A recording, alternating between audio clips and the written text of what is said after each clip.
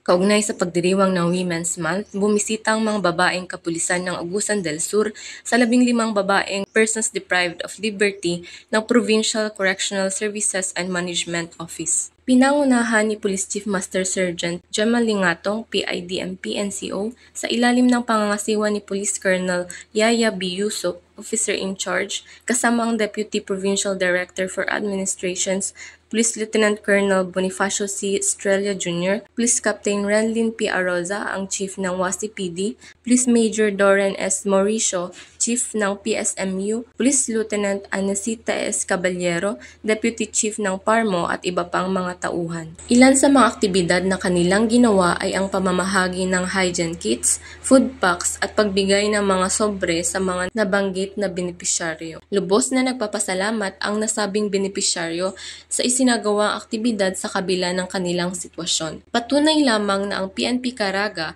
ay patuloy sa paggawa ng aktibidad na naglalayong magbigay ng malasakit at liwanag na walang limitasyon upang ipadama ang pagmamahal sa lahat.